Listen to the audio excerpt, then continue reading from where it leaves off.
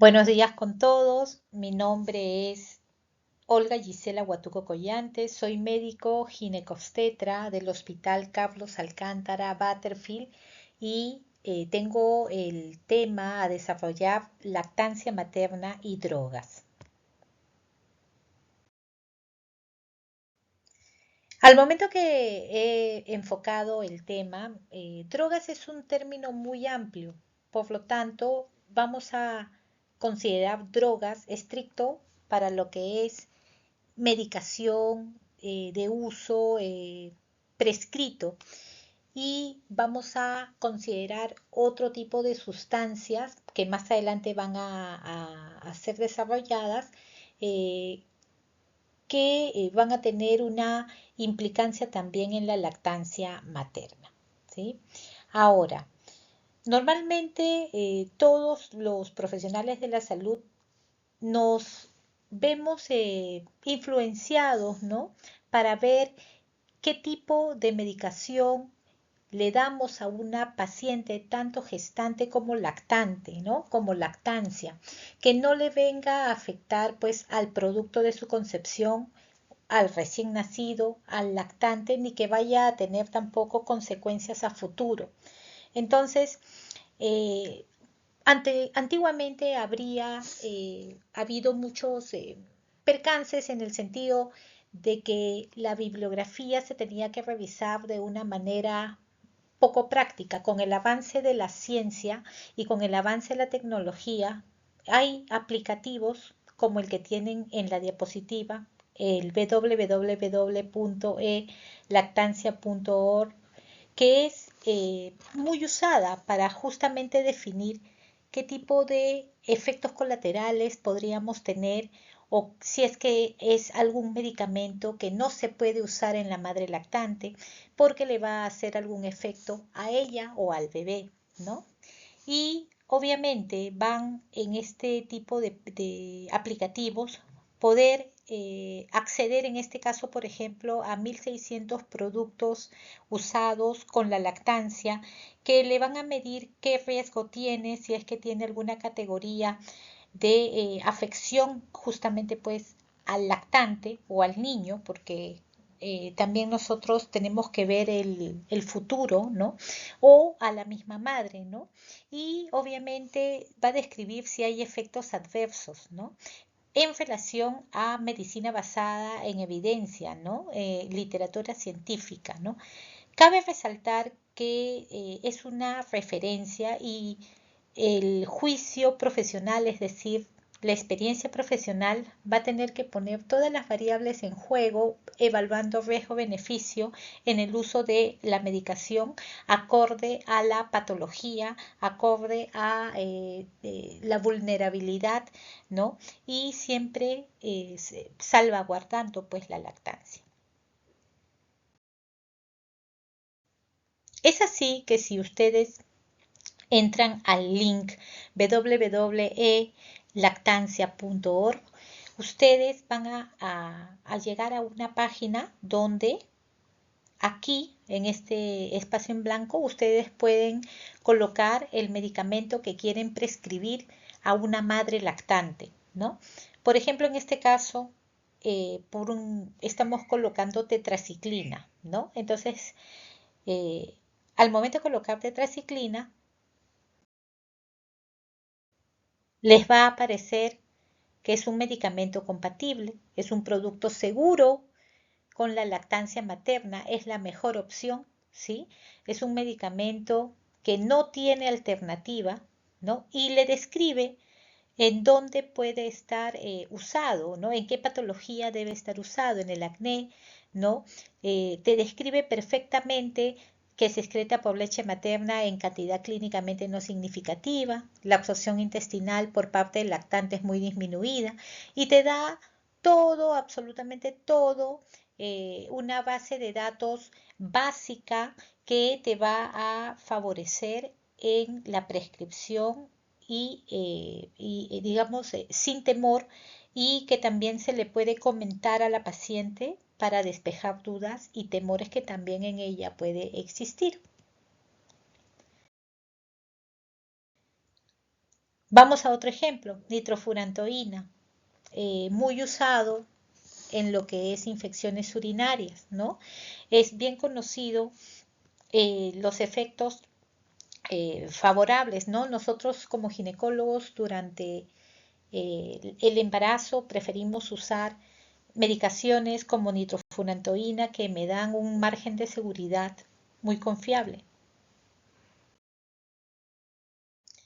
Al colocar nitrofurantoína pues en el espacio en blanco, también te dice que es compatible con la lactancia, que es un producto seguro, ¿no?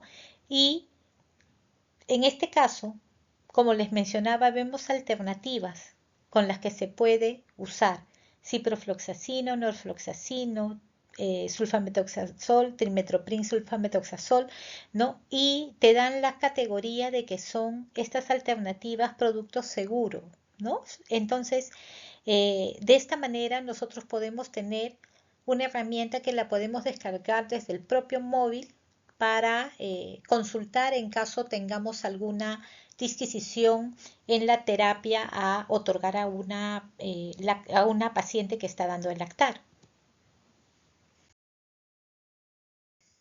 ¿no? Vamos con otra, metronidazol, ¿no? Por ejemplo, preguntamos si es compatible con la lactancia el metronidazol y aquí nos aparece que hay metronidazol vía oral de uso dérmico vaginal, de gel vaginal, en óvulos, o sea, es una plataforma que te lleva muy amigable, ¿no? Que te lleva también a tener parte de las presentaciones con que uno cuenta en determinada molécula. Como vemos, es compatible obviamente con la lactancia, ¿no? Y te pone alternativas, ¿no? Te pone alternativas como ácido clavulánico, que también es compatible, clindamicina, que también es compatible, doxiciclina es bastante seguro, te dicen es bastante seguro, pero no está en verde. Ahorita lo vamos a ver en la siguiente diapositiva, ¿no? Aquí, tinidazol, ¿no? Bueno, y en sí describe una serie de alternativas justamente para el metronidazol en caso, por ejemplo, tú tuvieras alguna paciente que es alérgica, entonces te dan aquí las alternativas que podrías optar, ¿no? Y también, por ejemplo, te describen, ¿no?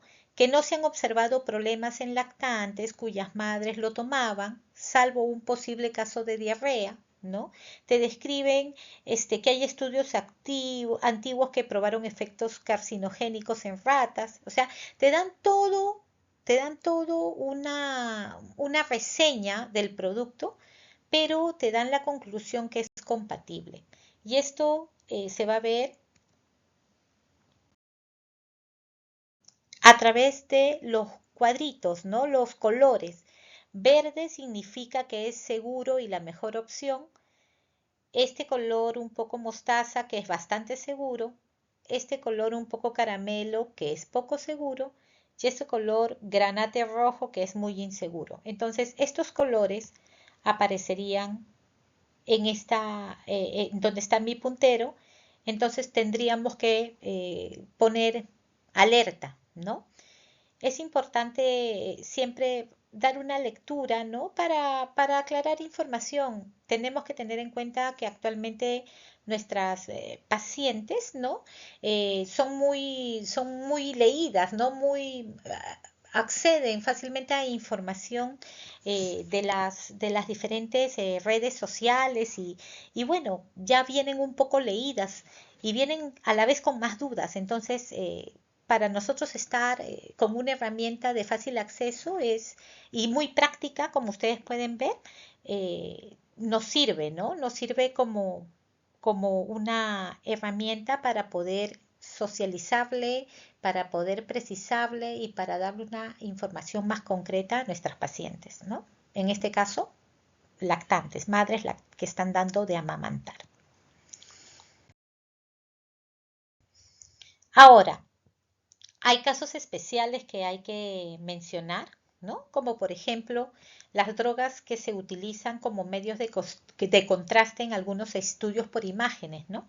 Que son las clásicas yodo, bario, gadominio, que se usan justamente pues para estudios radiológicos como tomografías, resonancias magnéticas, urografías, angiografías, ¿no?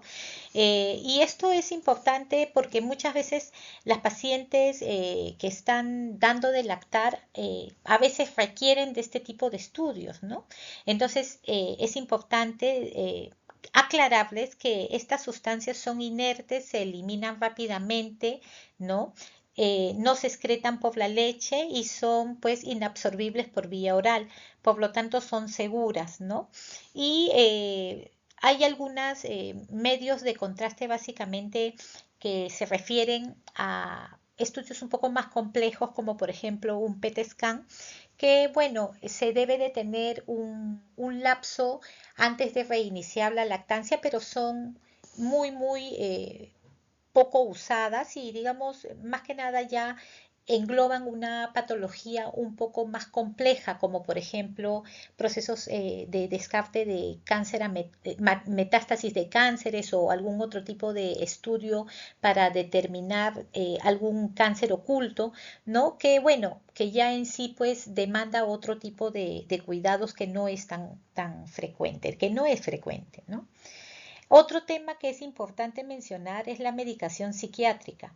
Hay que recordar que las pacientes que dan a luz también tienen a veces un periodo de depresión postparto, ¿no? Y esta depresión es uno de los factores de riesgo también para la lactancia materna exitosa. Entonces, tenemos que buscar un equilibrio con un seguimiento cuidadoso para encontrar una dosis de medicación psiquiátrica que no me, digamos, ponga a la mamá letárgica ni dormida, ¿no? Y tampoco le afecte al lactante. Entonces, la mayoría de drogas antidepresivas van a ser compatibles pues con la lactancia, ¿no? Pero la idea es encontrar una dosificación para que la mamá se sienta también empoderada de continuar con una lactancia exitosa, ¿no? Es importante también mencionar que la lactancia materna no solamente da un beneficio para el lactante, sino que en las pacientes psiquiátricas puede, con tratamiento psiquiátrico, no son psiquiátricas, sino con tratamiento psiquiátrico, por ejemplo, una depresión que es tan frecuente, ¿no? Es importante porque las empodera, las logra tener un vínculo un poco mejor con su hijo, ¿no? Eso refuerza su autoestima, contribuye a su equilibrio emocional, ¿no? Y obviamente hace de que sea exitosa también la lactancia. Para esto, nunca se debe de dejar de enfocar el asesoramiento previo al nacimiento, durante el embarazo, ¿no? Y sobre todo el apoyo fundamental en el puerperio inmediato, hasta que esta paciente se sienta empoderada de poder tener una lactancia exitosa. Ahora vamos a hablar un poco de sustancias que obviamente no son eh, eh, habituales en el consumo y que toda gestante de por sí que ha planeado una gestación o que está emocionalmente estable sabe que debe de evitar, ¿no? Como son el tabaco, el alcohol y sustancias ilícitas o sustancias especiales que podrían afectar pues a su bebé, ¿no? El tabaco y la nicotina son los principales ingredientes de los cigarros. Y si bien es cierto, la OMS recomienda evitar tanto el alcohol como el tabaco como drogas que no son medicadas, o sea, ilegales, sustancias ilícitas, ¿no? Durante la lactancia, 7,16% de mujeres informan que fuman cigarrillos en el periodo de la lactancia, ¿no?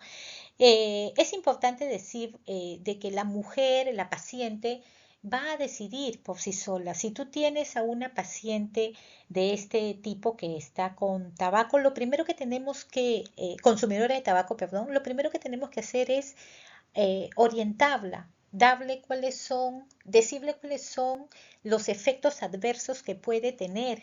Sobre todo, decirle que si a pesar de todo lo que le explicamos, ella continúa decidiendo fumar, que por favor lo haga lo menos posible y en ambientes exteriores, sin que el bebé fume pasivamente, porque no solamente es lo que ella puede transmitir, sino lo que el bebé de manera pasiva adquiere, ¿no?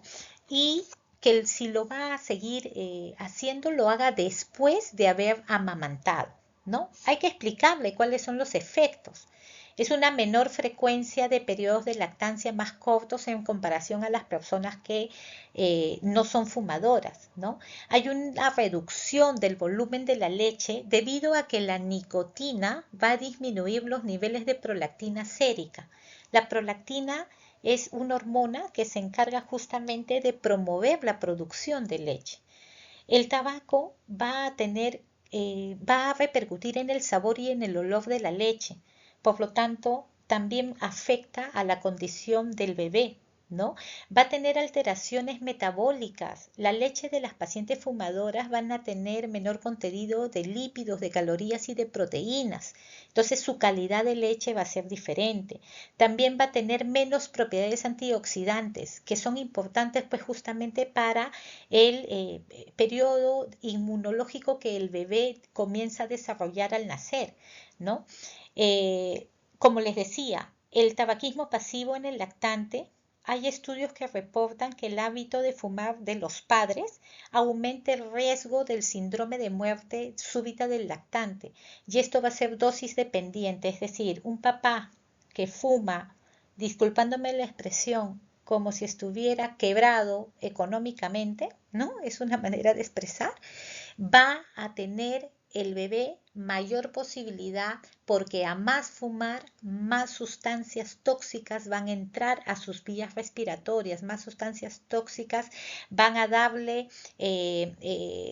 posibilidades de desarrollar bronquitis alérgica, asma, ¿no? No solamente en el periodo de estar bebé, sino también en la infancia, ¿no? Y estos son pues consecuencias de la inhalación de partículas derivadas de la combustión, ¿no? Ahora, los compuestos de tabaco a través de la leche materna en las fumadoras crónicas, grandes fumadoras, es decir, aquellas pacientes que fuman más de 20 cigarros al día, pueden también interrumpir el crecimiento normal del niño, alteran su composición corporal y hay estudios que relacionan al riesgo de sobrepeso infantil con todas las consecuencias que traen en un niño, ¿no? En un niño. Y esto más o menos lo describe entre los 7 a 8 años de edad de esa criatura. Eh, ¿Qué pasa con el alcohol? Bueno, en la madre el alcohol no solamente va a producir un obstáculo en la capacidad de amamantar, sino también de atender a su hijo, a su bebé, a su hijo en otros aspectos, ¿no? Si bien es cierto, no hay mucha investigación acerca de la cantidad exacta de alcohol que puede ser perjudicial para el lactante, ¿no? Hay efectos inmediatos y en la lactancia y efectos en la duración de la misma, ¿no? Si la madre, a pesar de todo lo que nosotros le vamos a orientar y aconsejar, decide consumir alcohol de manera condicional, debe de limitarlo y debe de evitar amamantar o en todo caso extraerse la leche después de haber consumido, ¿no? Para no afectar a su bebé, a su hijo, ¿no? En todo caso, si va a extraer la leche para guardársela porque va a salir una reunión y va a beber sí o sí, es mejor extraerla antes de que tome el alcohol, ¿no? Obviamente. Ahora, ¿cuáles son los efectos inmediatos? El alcohol va a inhibir la liberación de oxitocina. La oxitocina es una hormona que va a estar muy relacionada con la eyección de la leche. Al reducir su presencia, esta hormona también disminuye el reflejo de eyectar ante la succión del lactante, ¿no? Y también va a disminuir la producción de leche, ¿no? Esto de aquí es un término muy importante, ¿no? Este efecto es reversible ¿no? Cuando desaparece el alcohol de la sangre, ¿no? Y se puede incluso corregir administrando oxitocina exógena, como algunos estudios lo han demostrado, ¿no? Los lactantes de las madres consumidoras de alcohol ingieren un 20% menos de leche durante las 4 horas después de la ingesta de alcohol debido a la reducción de la producción de esta leche, ¿no? Esto ya está reportado. Por otro lado, también tiene un efecto sobre la prolactina. Este efecto es un poco más complejo y bifásico. Hay que recordar que la prolactina es una hormona que se produce a nivel de una glándula que se llama hipófisis, que está en el cerebro, a nivel central, ¿no? Y es bifásica, es decir, en un primer momento se produce de manera aumentado en relación al aumento de alcohol en la sangre, y luego cuando el alcohol de la sangre comienza a disminuir, también comienza a disminuir esta prolactina. Entonces, la paciente va a tener, esta mujer que amamanta va a tener que aumentar su frecuencia de amamantamiento para compensar esta caída, ¿no? Los efectos en la duración de la lactancia. Esto se va a ver que los altos niveles de alcohol van a contribuir en un cese temprano de la lactancia materna, ¿no? Estudios se han realizado, por ejemplo, en Australia, en madres lactantes que consumieron 2 bebidas alcohólicas diarias, ¿no? Viéndose que tenían el doble de probabilidad de abandonar la lactancia en los siguientes 6 meses de nacimiento de su bebé, ¿no? Y esto, si se comparaba con las mamás que habían tenido los bebés, pero que no tenían el efecto, digamos, no bebían alcohol.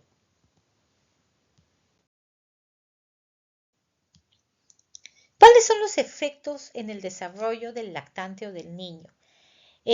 Cabe resaltar que también hay un tema cuando la mamá bebe desde el embarazo. La mamá que es alcohólica va a beber muy probablemente durante su gestación, ¿no? Entonces se crea efectos desde la gestación en el bebé, ¿no? Y esto de acá, pues, dan facies características de un niño con síndrome alcohólico fetal, ¿no? Pero cuando el niño está con una madre lactante que le está dando de amamantar y esta madre bebe alcohol, puede tener irritabilidad, fatiga, interferencia en la conciliación del sueño o sueño interrumpido. Aumentan su frecuencia del sueño, pero con periodos más cortos. A lo largo del tiempo en su desarrollo disminuyen su capacidad cognitiva, disminuyen su desarrollo psicomotor, y si están en situaciones extremas pueden también describirse intoxicación y adicción, ¿no? Incluso existen reportes de casos de lactantes de madres alcohólicas que han tenido un pseudo síndrome de Cushing, ¿no?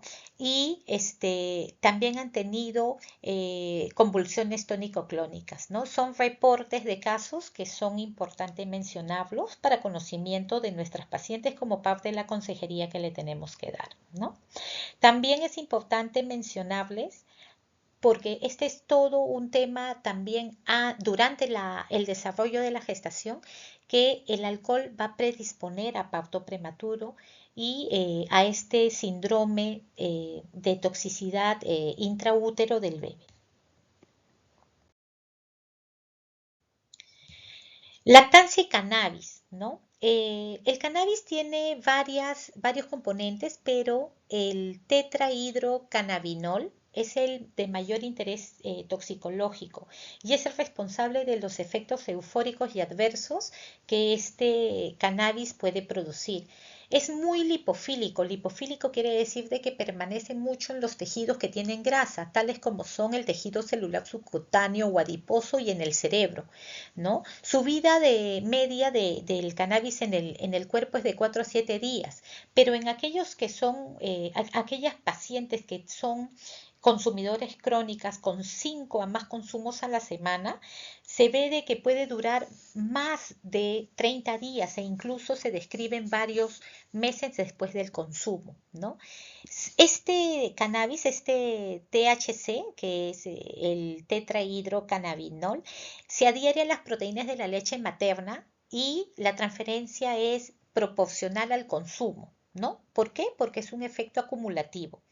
En los bebés, en las heces de los lactantes, de los bebés lactantes, se ha encontrado un metabolito llamado delta 9 tetrahidrocannabinol, ¿no? Y se sugiere que este es el metabolismo que expresa el lactante cuando lo tiene dentro de su cuerpito, ¿no?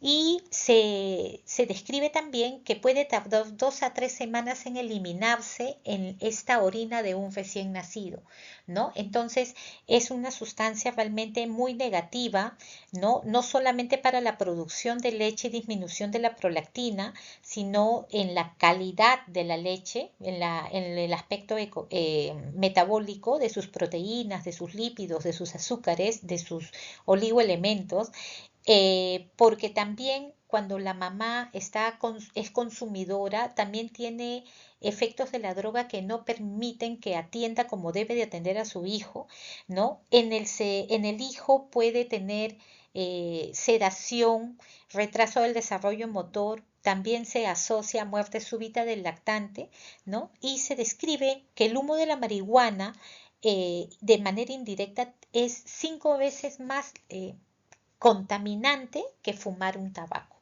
¿no? Entonces, no solamente es que la paciente le debe lactar estando con los efectos, sino el problema es de que si fuman va a ser va a ser mucho más dañino que estar con el tabaco, que de por sí ya es dañino. La cocaína. La cocaína es un estimulante del sistema nervioso central muy adictiva. También es liposoluble, ¿no? Y también pasa rápidamente a la leche materna, ¿no? A diferencia de los otros desarrollados, la cocaína, ¿no? Produce hiperprolactinemia crónica, es decir, me aumenta el nivel de prolactina, que es la hormona que favorece a la producción de leche. Por lo tanto, no va a afectar la cocaína la capacidad de amamantar en esta mujer, ¿no? Los efectos, de nuevo, vamos hacia adelante, hacia cuando está el bebé en la barriga de la mamá, cuando la mamá está gestando y es consumidor de cocaína, tiene más posibilidad de tener partos prematuros, de tener malformaciones congénitas, de nacer ese bebé con bajo peso y también de hacer desprendimientos prematuros de placenta, ¿no? En el lactante, la presencia de cocaína es muy peligrosa. ¿Por qué? Porque el lactante, sobre todo el recién nacido, en sus primeros meses todavía está con inmadurez hepática y renal. Esta droga se metaboliza y se elimina a través de todas las enzimas hepáticas y funcionamiento renal, ¿no? Entonces, en el bebé esto no está desarrollado, por lo tanto, es la razón por la cual la cocaína cuando está en el lactante puede ser positiva hasta por 60 horas, ¿no? Y me genera justamente como es acción rápida y altamente adictiva, convulsiones, taquicardia, agitación, irritabilidad, hipertensión e incluso la muerte del bebé. También hay que mencionar los opiáceos. Los opiáceos son sustancias y clásicamente se conocen 5: metadona, codeína, morfina, ¿no? Yo sé que a algunas les debe de estar sonando. Buprenorfina y heroína, ¿no? Estos opiáceos en general van a depender de su vida media, de su forma discreta a través de las enzimas hepáticas o de los diferentes metabolismos que la madre lactante tiene, ¿no? Y en general van a producir siempre síndromes depresivos respiratorios, ¿no? Sedantes, ¿no? tanto en la mamá como en el lactante, ¿no? De tal manera de que siempre tiene que valorarse porque pasan a la leche materna y tienen que valorarse su uso, porque hay que recordar que algunos opiáceos, como son la morfina, sí son utilizados, ¿no?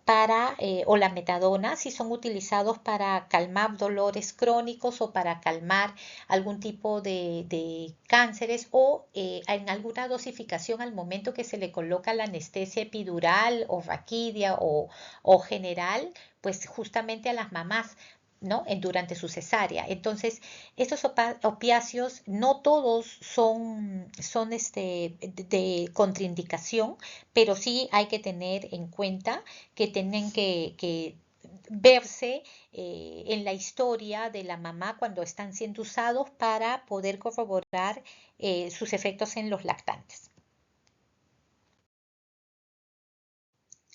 Las anfetaminas son otro tipo de drogas que, bueno, que también pueden ser administradas por diferentes vías, ¿no? Todos los estimulantes de tipo anfetamínico van a excretarse a través de la leche materna, ¿no? Y estos lactantes, los bebés, pueden presentar el síndrome de abstinencia neonatal, que va a ser descrito como irritabilidad extrema, succión débil y presencia de síntomas de estrés, ¿no? Autonómico.